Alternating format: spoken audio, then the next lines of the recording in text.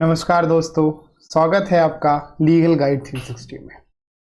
Finally दोस्तों, काफ़ी लंबे समय के बाद फाइनली हम आज सीपीसी शुरू करने जा रहे हैं।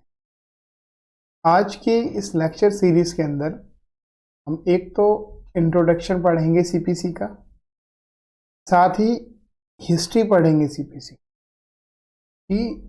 सीपीसी से पहले जो ब्रिटिश इंडिया था या ब्रिटिश इंडिया से पहले का भी इंडिया था, उस टाइम पे किस तरह के लॉज चलते थे और किस तरह से जो सिविल व्यवहार संहिता है वो कैसे लागू होती थी। जैसे कोई कॉन्ट्रैक्ट एक्ट का केस हो गया या ट्रांसफर ऑफ प्रॉपर्टी एक्ट का केस हो गया, इन केस को जजमेंट तक पहुंचाने के लिए या उनको लागू करने के लिए, उनको मशीनरी प्रोवाइड करने के लिए, उनको मैकेनिज्म प्रोवाइड करने के लिए इस तरह की प्रक्रिया अपनाई जाती थी। क्योंकि जो सीपीसी है वो प्रक्रियात्मक विधि है, सभी को पता ही है। इवन इसके बारे में मैं भी आपको आज ब्रीफ कर दूंगा थोड़ा बहुत कि लॉ के टाइप क्या होते हैं। तो वो सारी चीज़ें भी आज की इस लेक्चर सीरीज के अंतर्गत हम शुरू करेंगे। और पार्ट 1, क्योंकि ये चीज़ मुझे क्यों करनी पड़ी, तो पीछे रीज़न है कि आप सभी की रिक्वेस्ट आ रही है कि सर वीडियो जो 1.5 घंटे का हो जाता है तो पॉसिबल नहीं होता, ब्रेक नहीं मिल पाता। तो उन सारी चीज़ों को देख के मैंने इसको पार्ट में तोड़ने की कोशिश करी है, जिससे कि वीडियो थोड़ा सा छोटा हो जाए। तो बगैर किसी देरी के हम चलते हैं अपने लेक्चर की ओर, जो बहुत ज़्यादा इंपॉर्टेंट लेक्चर हो जाता है। आज का एग्जाम के पॉइंट ऑफ व्यू से भी बहुत ज़्यादा इंपॉर्टेंट हो जाता है, क्योंकि हिस्ट्री से रिलेटेड बहुत सारे क्वेश्चंस पूछे जाते हैं। तो सबसे पहले तो हम बात यही कर लेते हैं कि सीपीसी जो है हमारा वो प्रोसीजरल लॉ है, एग्जेक्टिव लॉज है। यानी अगर हिंदी की बात करें तो प्रक्रियात्मक कानून, कहीं कहीं पे इसे दीवानी कानून भी कह देते हैं लोग हिंदी में। तो अगर मैं जनरली बात करूं, जनरली तो सामान्यतः अगर देखा जाए तो law can be divided into 2 categories. मैंने यहाँ पे जनरली वर्ड क्यों यूज किया हुआ है, कोई आप में से कि जनरली मैंने क्यों लिखा है? जनरली मैंने इसलिए लिखा है कि अगर लॉ के टाइप पता करने जाए ना हम, तो इतने टाइप है कि आप कंफ्यूज हो जाएंगे। इसलिए वर्ड मैंने यूज करा कि जनरली अगर बात करी जाए तो हम जो विधि है, कानून है, उसको 2 पार्ट में डिवाइड कर सकते हैं, सिर्फ 2 कैटेगरी में। सिर्फ 2 ही श्रेणियां हैं, जो कैटेगरीज हैं उनमें हम इसको विभाजित कर सकते हैं। जो पहली है हमारी वो है सब्सटेंटिव लॉ और दूसरी है प्रोसीजरल लॉ। अब सब्सटेंटिव लॉ भी आपका जो है वो 2 पार्ट में डिवाइड हो जाता है। ऐसे प्रोसीजर लॉ है वो भी 2 पार्ट में डिवाइड हुई। प्रोसीजर लॉ सिविल के लिए अलग होगा और क्रिमिनल के लिए। ऐसे ही सब्सटेंटिव लॉ, सिविल के बहुत सारे सब्सटेंटिव लॉ होंगे, क्रिमिनल के बहुत सारे सब्सटेंटिव लॉ होंगे। प्रोसीजर लॉ को इंग्लिश में एडजेक्टिव लॉ भी कहीं देखा हुआ आप देख सकते हो, लिखा होता है एडजेक्टिव लॉ। ठीक है। वेयर एज, जबकि अब इनकी डेफिनेशन और समझ लेते हैं। तो समझा दिया, substantive law determine and create right and liabilities of the parties. तो सब्सटेंटिव लॉ करते क्या है? जो पार्टीज हैं, पार्टीज मतलब लिटिगेंट्स, जो केस की पार्टीज है, उनके राइट हो गए, उनकी लायबिलिटीज होंगी, यानी उनके अधिकार और दायित्व। इनका क्या करते हैं, वो निर्धारित करते हैं। उन पार्टीज के दायित्व और अधिकारों को निर्धारित करते हैं, साथ ही निर्मित भी करते हैं, और साथ ही क्या करते हैं, डिफाइन करते हैं कि उनके राइट और लायबिलिटीज क्या है। ठीक है। उनको डिफाइन करते हैं, उनको डिटरमाइन करते हैं, क्रिएट करते हैं। तो सब्सटेंटिव लॉ क्या है? अगर एक सिंपल सी छोटी सी लाइन में बोले, जो किसी लिटिगेंट्स बोल दो या किसी पार्टीज के बोल दो, अधिकारों को, दायित्वों को क्या करते हो, निर्धारित करते हो, निर्मित करते हो या परिभाषित करते हो कि उनके लीगल राइट और ड्यूटीज क्या है, वो है सब्सटेंटिव लॉ। अब सब्सटेंटिव लॉ को हिंदी में, जो कैटेगरी मैंने 2 बताई आपको, substantive law, procedural law. Substantive law को कहीं कहीं तो आप हिंदी में देखोगे मूलभूत कानून लिखा होता है, मौलिक विधि लिखा हुआ मिलेगा आपको, चारवान विधि लिखा हुआ मिल सकता है। तो अलग अलग जगह इस तरह से चीजें बोली जाती हैं। आप मौलिक विधि याद रखो, इतना काफी है कि हिंदी में मौलिक विधि बोलते हैं, सारवान विधि भी बोलते हैं। ठीक है, तो ये तो हो गई इसकी डेफिनेशन। अब इसके कुछ एग्जांपल्स जैसे मैं कर लेता हूं। अगर क्रिमिनल साइड देखते हैं तो आईपीसी, इंडियन पीनल कोड 1860 जो है इसका बेस्ट एग्जांपल है। और अभी नया जो हमारा बीएनएस हो गया, भारतीय न्याय संहिता 2023, ये इसका बेस्ट एग्जांपल है सब्सटेंटिव लॉ का। ये आप इस लॉ को पूरे को देखेंगे, ये करता क्या है आपको, ये यही बताता है कि व्यक्ति के राइट क्या है, किस सिचुएशन में वो बच सकता है अपने आप से, उसकी लायबिलिटीज क्या है, क्या उसको नहीं करना है, क्या करने के लिए क्या डेफिनेशन दी, क्या करेगा तो उसको पनिश किया जाएगा। यही चीज सारी चीजें तो देखने को मिलती है आईपीसी में। क्या कोई प्रोसीजर आईपीसी में देखने को मिलता है? नहीं मिलता है। तो ये तो हो गया क्रिमिनल के लिए सब्सटेंटिव लॉ। ऐसे ही सिविल की बात करें तो सिविल में इंडियन कॉन्ट्रैक्ट एक्ट हो गया, इंडियन कॉन्ट्रैक्ट एक्ट 1872 हो गया, ट्रांसफर और प्रॉपर्टी एक्ट हो गया 1882। ये चीज क्या है? सिविल के सब्सटेंटिव लॉ है। Are examples instances of substantive law. Instances भी मतलब क्या होता है कि एग्जाम्पल का ही बढ़ा हुआ रूप होता है, एक अच्छी इंग्लिश में कह सकते हैं। ठीक है, तो आई होप यहां तक आपको सब्सटेंटिव लॉ के एग्जाम्पल क्या है, सब्सटेंटिव लॉ होता क्या है वो समझ आया होगा। टाइप मैंने आपको बताया इसलिए क्योंकि सीपीसी प्रोसीजर लॉ है, तो इसको समझेंगे हम तो सबसे पहले आपको पता होना चाहिए कि law, procedure law, substantive law होता है। तो सब्सटेंटिव लॉ क्या होता है वो भी मैंने आपको बता दिया। सिंपल है, आप एक बिल्कुल सरल एग्जाम्पल से भी देखो कि कोई व्यक्ति है, कोई पार्टी है, जो लॉ किसी पार्टीज के राइट बताता हो, उसके दायित्व बताता हो, अधिकार बताता हो, उनको निर्धारित करता हो, निर्मित करता हो, परिभाषित करता हो, उसके सारे ऐसे कानूनी अधिकारों को परिभाषित और निर्मित करता हो या प्रदान करता हो, ऐसे सभी लॉज किस कैटेगरी में आएंगे? सब्सटेंटिव लॉ में आएंगे, यानी सारवान विधि, मूलभूत विधि, मौलिक विधि की कैटेगरी में आएंगे। और इसके एग्जाम्पल मैंने आपको करंट में बता दिया, जैसे इंडियन पीनल कोड हो गया 1860 का और बीएनएस 2023 का हो गया। ये बेस्ट एग्जाम्पल है हमारे क्रिमिनल साइड के लिए, क्योंकि सब्सटेंटिव लॉ भी क्रिमिनल और सिविल दो में डिवाइड हो जाता है। तो क्रिमिनल के लिए एग्जाम्पल ये मैंने बता दिया, सिविल के लिए ये एग्जाम्पल बता दिया आपको। अब वेयर एज,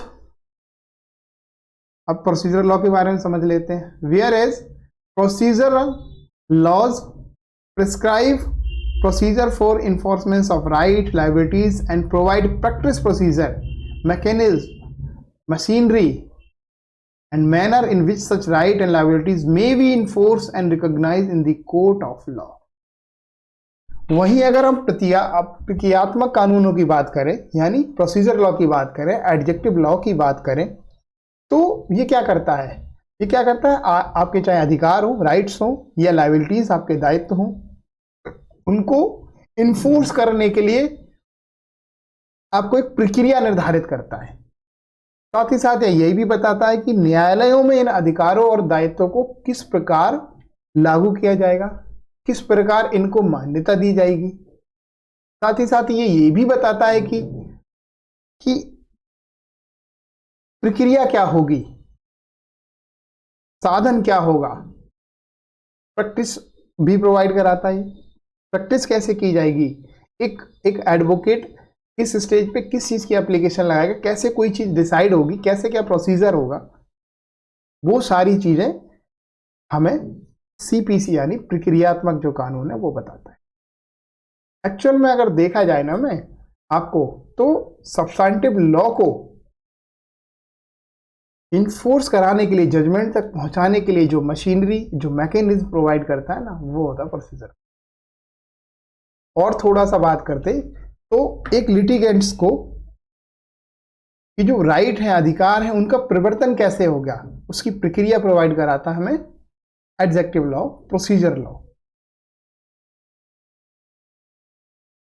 ऐसे ही कोर्ट के अंदर, न्यायालयों के अंदर ये राइट हो गए या ये अधिकार हो गए, इन चीजों को किस प्रकार लागू कराया जाएगा, कैसे इनको मान्यता मिलेगी, इन सब चीजों को भी लागू कराता है। अब इनका एग्जाम्पल अगर मैं आपको समझाऊं तो इंडियन एविडेंस एक्ट है, ये प्रोसीजर लॉ है। और ये क्रिमिनल और सिविल दोनों को मशीनरी और मैकेनिज्म प्रोवाइड कराता है, और ये कोर्ट को भी बताता है कि किस तरह से किस स्टेज पे कौन सा एविडेंस लिया जा सकता है, क्या प्रक्रिया होगी, इसके लिए सारी चीजें प्रोवाइड कराता है। ऐसे सीपीसी जो आपका हो गया, ये भी क्या है, प्रोसीजर लॉ है, प्रक्रियात्मक विधि है, एडजेक्टिव लॉज है। तो ये किसके लिए हो गया सीपीसी, सिविल प्रोसीजर कोड 1908, जिसको हम आज से पढ़ भी रहे हैं, शुरुआत भी कर रहे हैं। तो ये तो हमारा हो गया सिविल के लिए। मैंने आपको बताया था जैसे सब्सटैंटिव लॉ 2 पार्ट्स में डिवाइड हो गया था, ऐसे ही प्रोसीजर लॉ भी 2 पार्ट्स में डिवाइड है, सिविल और क्रिमिनल। क्रिमिनल के लिए आप सबको पता होगा सीआरपीसी 1973, जो क्रिमिनल मामले होते हैं उनके लिए प्रोसीजर प्रोवाइड कराता है। ऐसी सिविल मामले के लिए हमारा सीपीसी प्रोवाइड कराता है। बीएसए हमारा दोनों के लिए प्रोवाइड कराता है। तो ये कुछ एग्जाम्पल और इंस्टांसेस हैं प्रोसीजर लॉ के। आई होप यहां तक आपको समझ आएगा। अब the efficiency of substantive laws depend on the quality of procedure law. तो जो ये प्रभावशीलता है ना सब्सटैंटिव लॉ की, ये प्रोसीजर लॉ की गुणवत्ता के ऊपर निर्भर करती है। क्यों करती है? अगर प्रोसीजर लॉ अच्छा नहीं होगा ना आपका, तो बहुत ज्यादा डिले होगा प्रोसेस में, चीजें हो नहीं पाएंगी, किसी के राइट जो है सेव नहीं हो पाएंगे। कैसे करेंगे अगर प्रोसीजर ही अच्छा नहीं है? मनमानी होने लगेगी चीजें। मान लो प्रोसीजर ना हो, प्रोसीजर लॉ में लूपहोल हो बहुत सारे, तो क्या होगा? तो ये यही बात कहना चाह रहे हैं कि efficiency of substantive law depends on the quality of procedure law. अगर क्वालिटी ऑफ प्रोसीजर लॉ जो है अगर अच्छी नहीं है, तो सब्सटैंटिव लॉ में देरी होगी, बहुत सारी चीजें होंगी। Unless the procedure for enforcing a right is simple, effective, expeditious and expensive, substantive laws will fear the purpose. तो अगर मैं बात करूं इसकी, जो ये अधिकार हैं, जो आपके दायित्व है, इनको लागू करने की प्रक्रिया अगर सरल ना हो, सिंपल ना हो, इफेक्टिव ना हो यानी प्रभावी ना हो, एक्सपीडियस ना हो मतलब त्वरित वाली ना हो, इनएक्सपेंसिव ना हो मतलब सस्ती ना हो, तो substantive law will fail there purpose. तो जो ये हमारा सारभान कानून है, ये सब्सटैंटिव लॉ है, ये हमारा मौलिक विधि है, वो अपना उद्देश्य पूरा नहीं कर पाएगी। मतलब जिसकी जो राइट है उनकी रक्षा नहीं हो पाएगी। जो एक अपराधी जिसने अपराध किया उसको सजा नहीं होगी, यानी जो व्यक्ति जो गया है, जो न्याय मांगने गया अपने राइट के लिए, उसे मिलेगा ही नहीं न्याय। तो सब्सटैंटिव लॉ से अच्छा प्रोसीजर लॉ को अच्छा होना बहुत जरूरी है, क्योंकि प्रोसीजर लॉ अच्छा होगा ना, तो सब्सटैंटिव लॉ में जो लिखा है उस उद्देश्य को पूरा किया जा सके।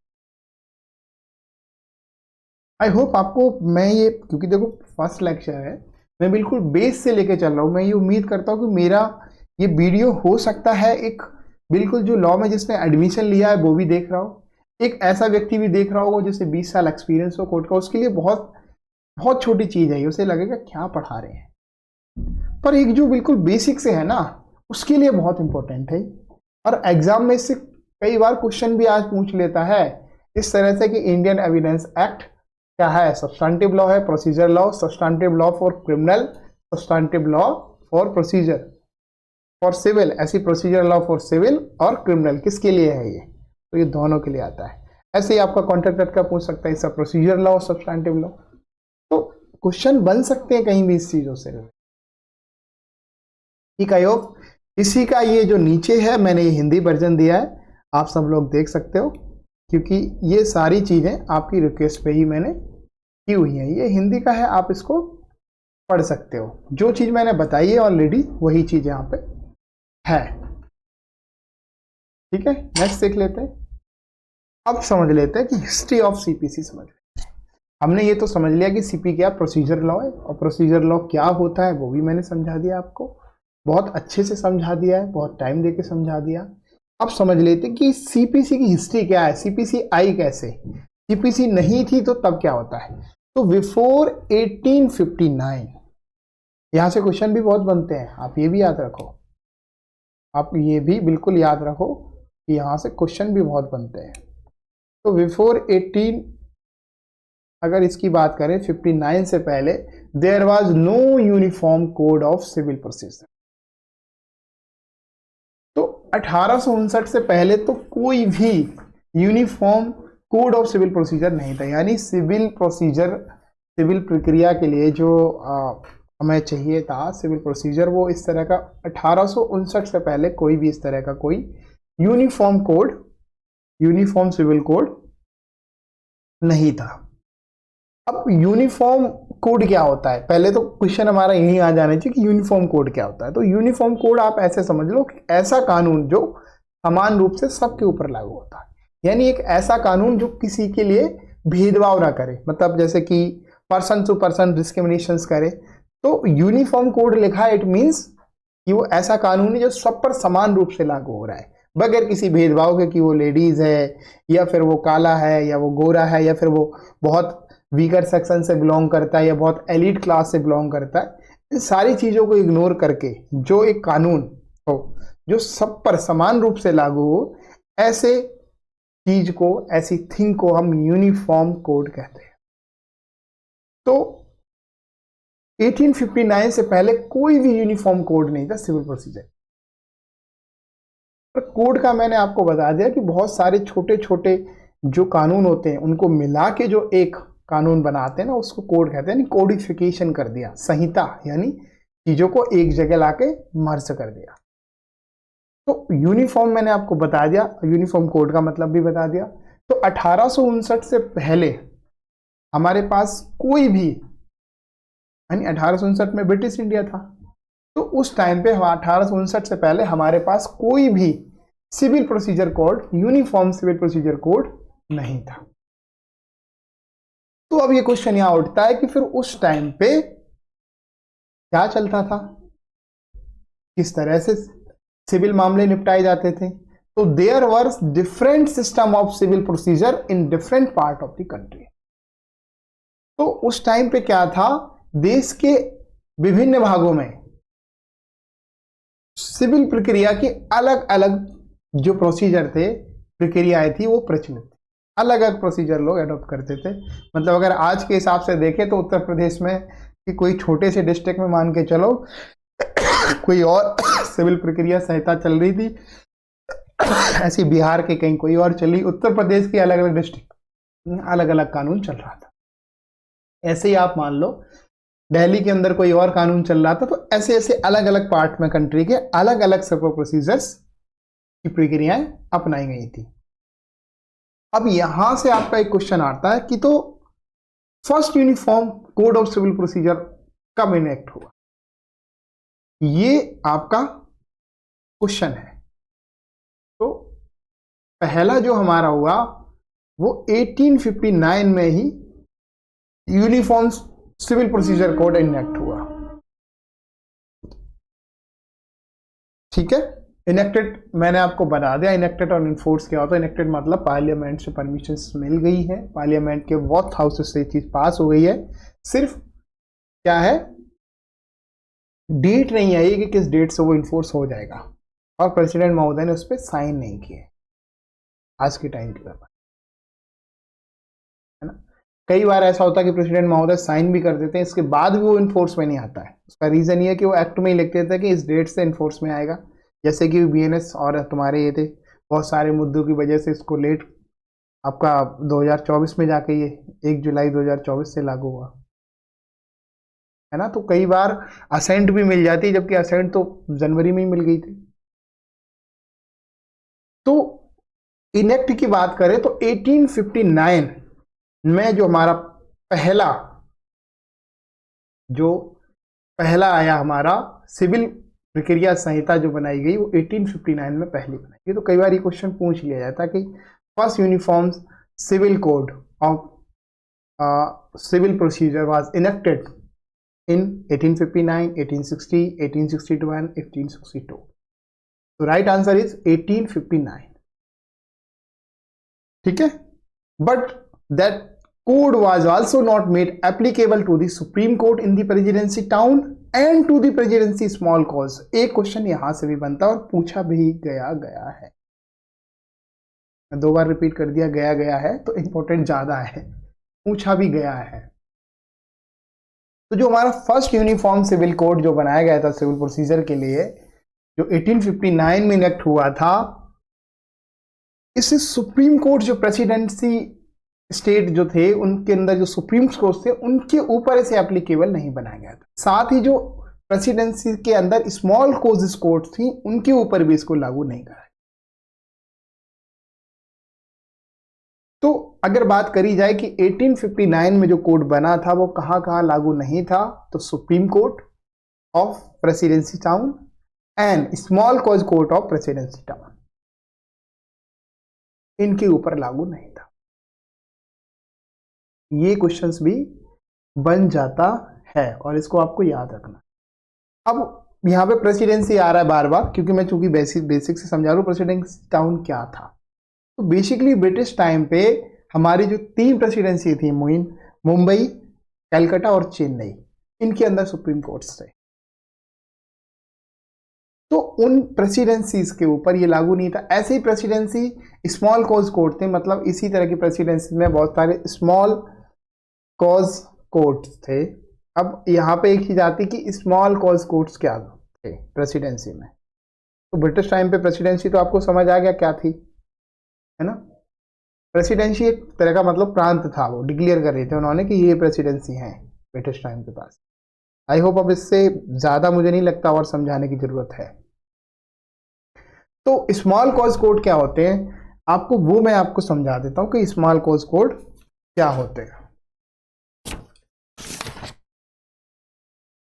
स्मॉल कॉज कोड की अगर मैं बात करूं तो ऐसे कोड जो मतलब बहुत छोटे अमाउंट से रिलेटेड, बहुत छोटे छोटे पेटी, जैसे मान के चलो पेटी मान के चलो छोटे छोटे केसेस हैं, लाइक जैसे कि 10,000 के 20,000 का केस है, किसी ने ले लिए एक से 20,000 रुपए, अब वो दे नहीं रहा है, उसके लिए जा रहे हैं 10,000 रुपए के लिए जा रहे हैं, 5,000 रुपए के लिए रहे हैं। तो ये स्मॉल कॉजेस कोर्ट के अंदर डिसाइड होते थे। स्मॉल कोर्ट कॉजेस का क्या था कि इनका एक तो क्या था, प्रोसीजर बहुत फास्ट था, बहुत जल्दी चीजें निपटाई जाती थी।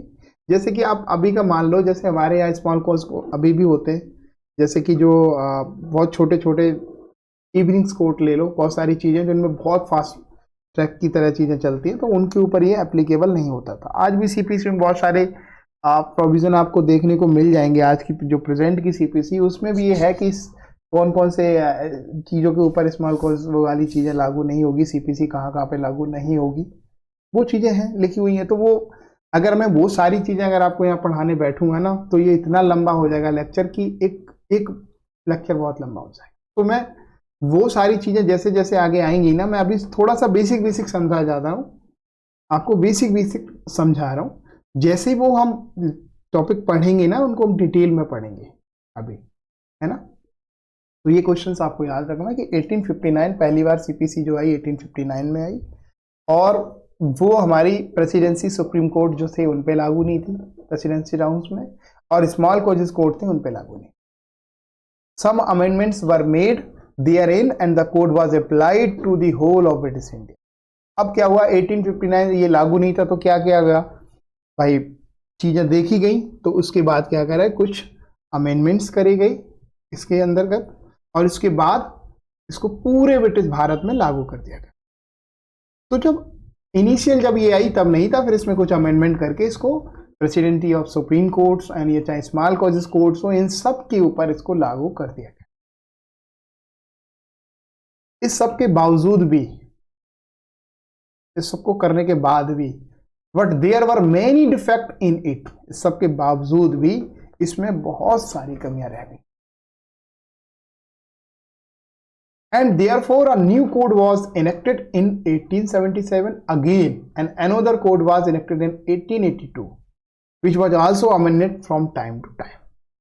तो इसके बाद जो कोड आया वो क्वेश्चन बन जाता है कई बार, तो 1877 1877 का कोड आया इसके बाद, क्योंकि बहुत सारी कमियां थी अमेंड के करने के बाद भी, पूरे ब्रिटिश इंडिया में लागू करने के बाद भी there were many defects in its, इसके अंदर बहुत सारे डिफेक्ट्स थे।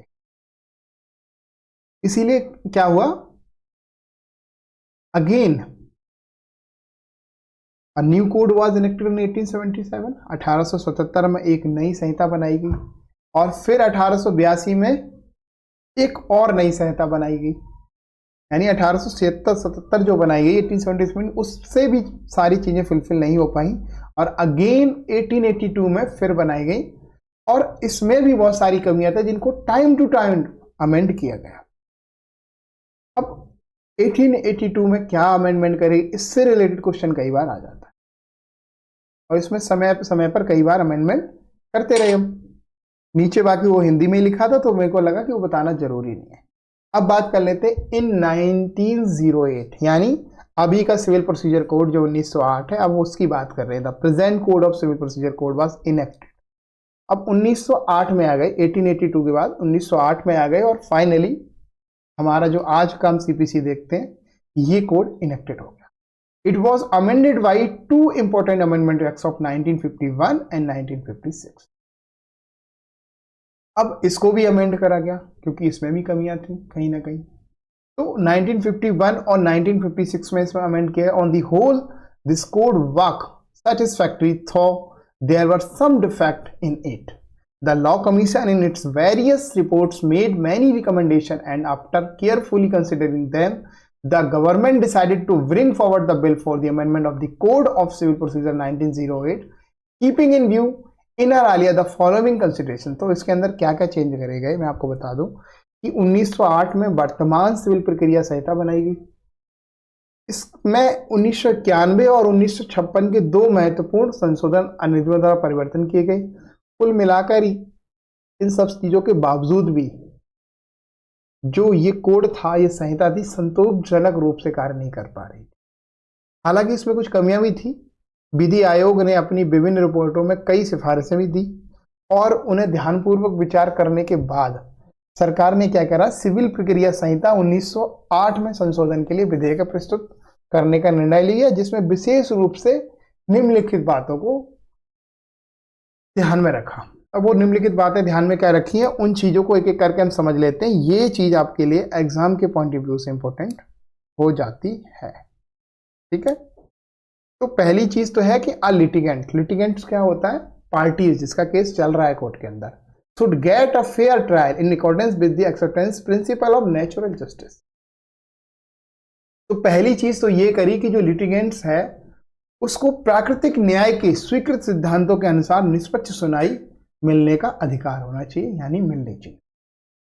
प्रिंसिपल ऑफ नेचुरल जस्टिस क्या होता है मैं आपको ये समझा।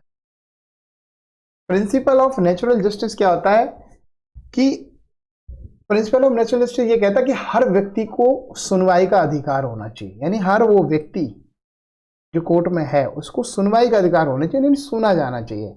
लाइक अगर उसके ऊपर कोई केस है, उसको बगैर सुने ही आप उसको क्या कर दे रहे हो, ऑर्डर पास कर दे रहे हो, उसको बगैर मौका दिए ऑर्डर पास कर दे, तो it's against of principle of natural justice. निर्णय जो जज साहब कर रहे हैं वो निष्पक्ष होना चाहिए, किसी चीज से बाइस्ड होकर नहीं करना चाहिए। मैं अभी क्या आपको थोड़ा सा हल्का सा ब्रीफ कर दे रहा हूं, जब हम इन चीजों को पढ़ेंगे तो डिटेल में पढ़ेंगे प्रॉपर। जब natural justice, principle of natural justice jurisprudence में पढ़ेंगे ना, तो बहुत डिटेल में पढ़ेंगे इसे। अभी मैं एक ये थोड़ा सा बता दे रहा हूं ताकि आपकी समझ के लिए कि प्रिंसिपल ऑफ नेचुरल जस्टिस क्या है, कि litigants should get a fair trial in accordance, मतलब क्या लिटिगेंट्स को इन्होंने देने की बात कही। तो इन्होंने कहा कि accepted principle of natural justice तो क्या है, उसको क्या फेयर ट्रायल मिलना चाहिए, यानी उसको सुनवाई का अधिकार मिलना चाहिए, निष्पक्ष निर्णय हो, यानी जैसे सामने बाइस्ड होकर निर्णय ना करो।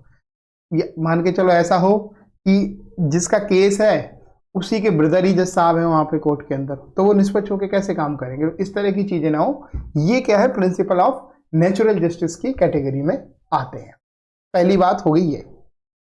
दूसरी बात, second thing, every effort should be made to expedite the disposal of civil suit and proceedings so that justice may not be delayed. दूसरी चीज इन्होंने बताई कि जो सिविल मुकदमा है, सिविल सूट है और प्रोसीडिंग्स हैं, कार्रवाइयां हैं, उनको निपटाने के लिए, शीघ्र करने के लिए हर संभव प्रयास किया जाए। एक्सपीडिएट होना चाहिए disposal of civil suit and proceedings, ताकि क्या हो कि जो जस्टिस है उसमें डिले ना हो।